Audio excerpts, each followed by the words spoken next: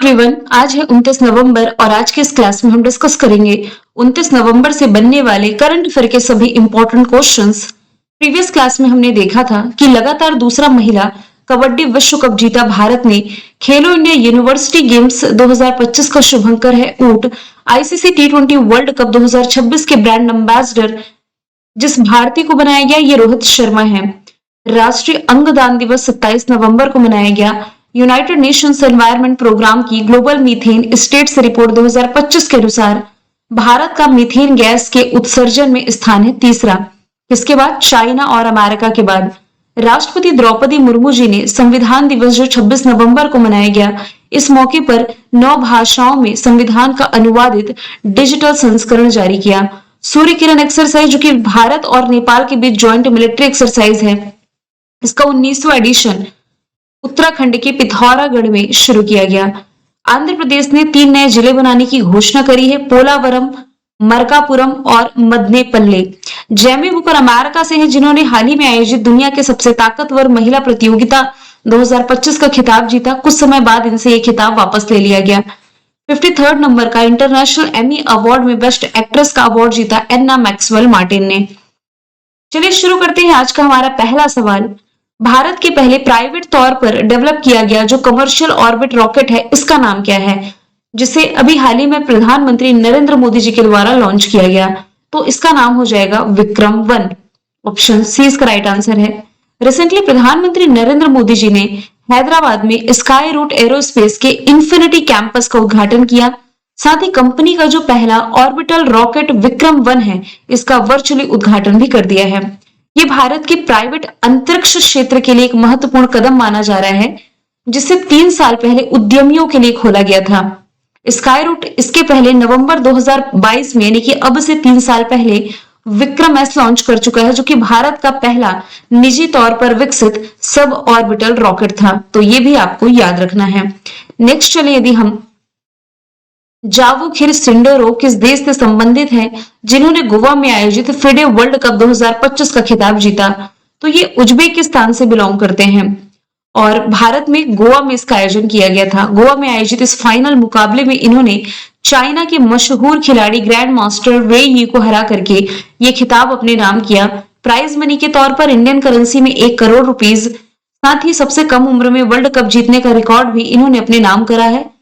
यदि मैं बात करूं शतरंज से रिलेट करते हुए संस्था की, फिडे की 1924 फॉर्मेशन ईयर है।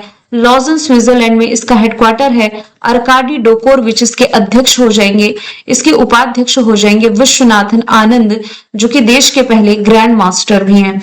नेक्स्ट चलते हैं, स्पोर्ट्स के करंट अफेयर को यदि हम डिस्कशन करें, सरयू वेलपुला भारत की 26वीं महिला ग्रैंड मास्टर बनी। रोजर फेडरर ये अंतरराष्ट्रीय टेनिस हॉल ऑफ फेम में शामिल किए गए। डेविस कप जीता इटली ने स्पेन को हरा करके। मलेशिया में सुल्तान जोहर कप हॉकी प्रतियोगिता में भारत की जूनियर हॉकी टीम को रजत पदक मिला। काफा नेशंस कप में भारत ने ब्रॉन्ज जीता। Men's Asia hockey cup Bharat ने जीता। यूएस ओपन में मेंस सिंगल का टाइटल कार्लोस अल्कराज ने और वुमेन सिंगल का अरियाना सबालेंका ने। सैफ अंडर 17 महिला चैंपियनशिप भारत में। फाइट वर्ल्ड कप ये गोवा होस्ट कर ही रहा है। डायमंड लीग में नीरज चोपड़ा ने सिल्वर मेडल जीता। राष्ट्रमंडल भारत्तोलन चैंपियनशिप में मीराबाई चानू ने गोल्ड जीता है। एशियाई शूटिंग चैंपियनशिप जो कजाकिस्तान में हुई, मनु भाकर ने ब्रॉन्ज जीता। वर्ल्ड चैंपियन ऑफ लेजेंड्स का खिताब साउथ अफ्रीका ने जीता। कॉन्का कैफ मैक्सिको ने। फीफा रैंकिंग में टॉप पर अर्जेंटीना। भारत 133वें स्थान पर है। फाइट महिला शतरंज विश्व कप जीतने वाली पहली भारतीय महिला जो बनी है, दिव्या देशमुख बन गई है। अगला सवाल है, किस राज्य में एशिया की सबसे ऊंची भगवान राम की प्रतिमा का अनावरण किया जाएगा? रिसेंटली इसका अनावरण किया गया है दक्षिण गोवा में प्रधानमंत्री नरेंद्र मोदी जी के द्वारा। ये भगवान राम की जो प्रतिमा है 77 फीट ऊंची है। कांस्य से बनी ये जो प्रतिमा है, इसकी मूर्तिकार रामवी सुतार हो जाएंगे। ये वही रामवी सुतार है जिन्होंने दुनिया की सबसे ऊंची जो स्टेच्यू है सरदार वल्लभ भाई पटेल की स्टेच्यू ऑफ यूनिटी, ये भी डिजाइन करी है। अच्छा, भगवान श्री राम के बारे में तो हमने डिस्कशन कर लिया कि इनकी सबसे ऊंची ये प्रतिमा है। यदि आप रिलेट करेंगे तो माँ सीता का भी जो सबसे बड़ा मंदिर है दुनिया का, ये बनने जा रहा है बिहार में। अब बिहार में कहां पर बनने जा रहा है, इसका आंसर आप कमेंट बॉक्स में बताएंगे।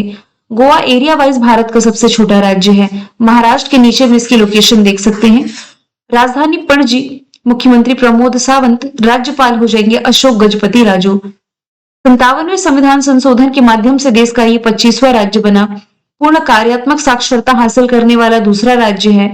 100% साइबर धोखाधड़ी प्रतिक्रिया प्रणाली वाला पहला राज्य।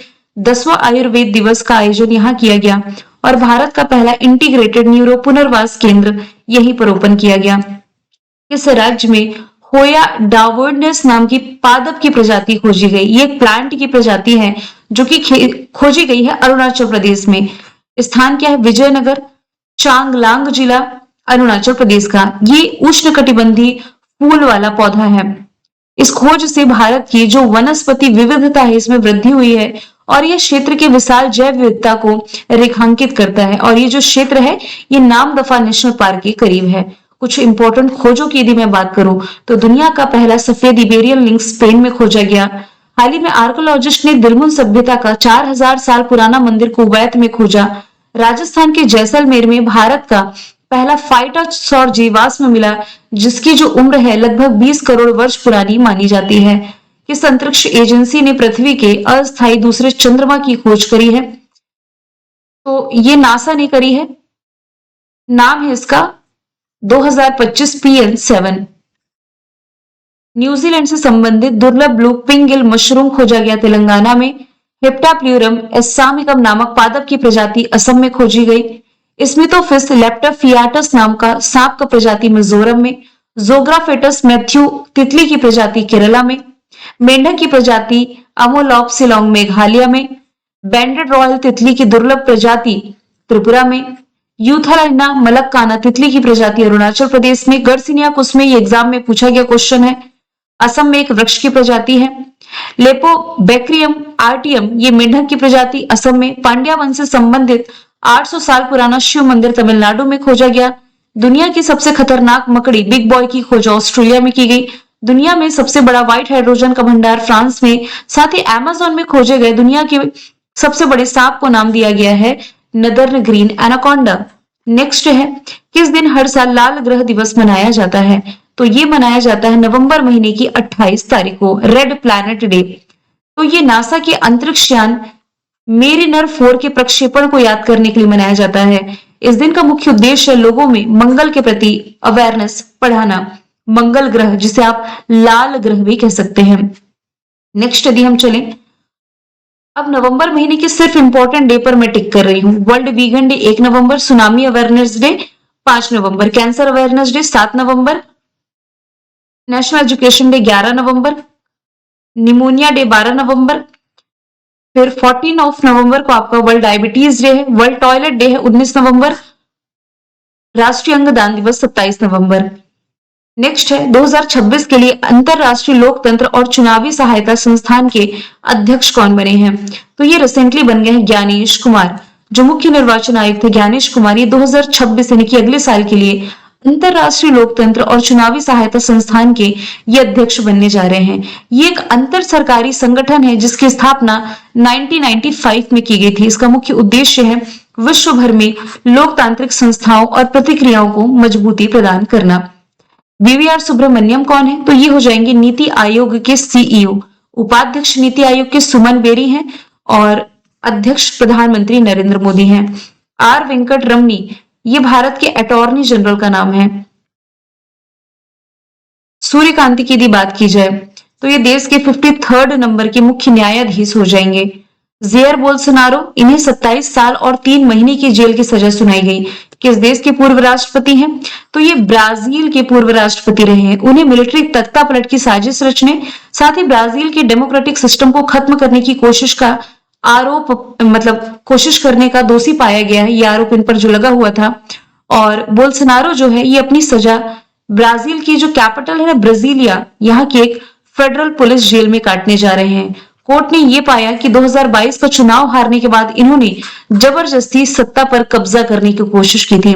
देख लीजिए इस देश में ऐसी भी व्यवस्था है कि यहाँ के पूर्व प्रेसिडेंट को अब 27 साल की सजा मिलने जा रही है। Brazil area wise south America का सबसे बड़ा देश, capital Brasilia, currency Brazilian real, इसका राष्ट्रीय खेल फुटबॉल हो जाएगा। 7 सितंबर को इसने अपना स्थापना दिवस मनाया है।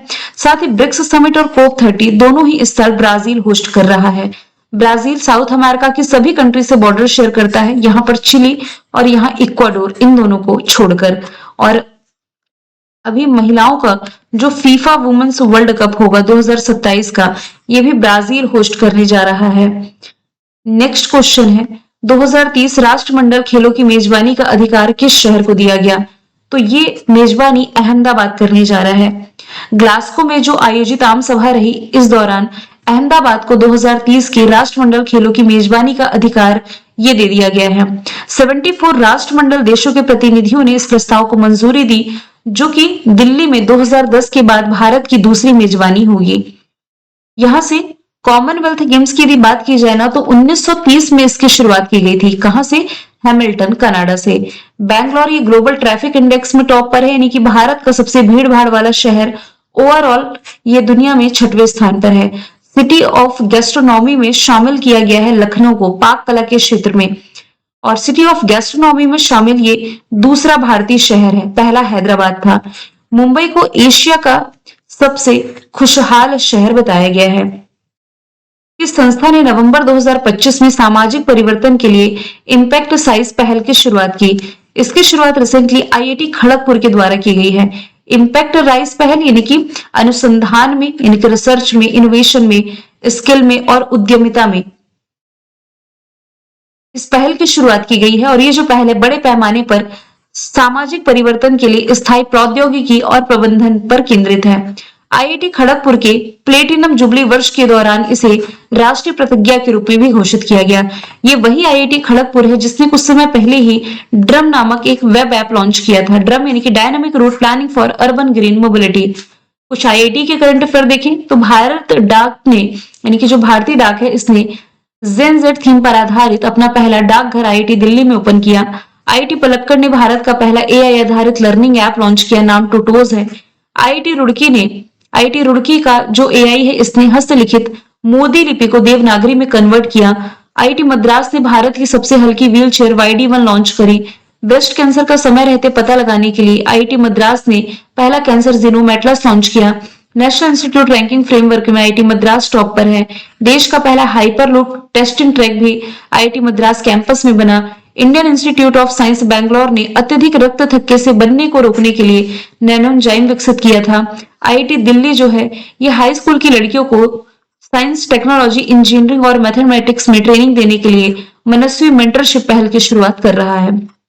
10वां सवाल है, 2025 लोकनायक फाउंडेशन साहित्य पुरस्कार इसके लिए किसे चुना गया है? तो इसके विजेता वेलामाला सिमन्ना हो जाएंगे। ऑप्शन सी इसका राइट आंसर है। ये एक प्रतिष्ठित तेलुगु लेखिका है जिन्होंने 100 से ज्यादा पुस्तकें प्रकाशित करी हैं। सम्मान के रूप में 2 लाख रुपए नगद राशि और ये दी जाएगी इन्हें 18 जनवरी 2026 में। बानो मुस्ताक इंटरनेशनल बुकर पुरस्कार की विजेता है।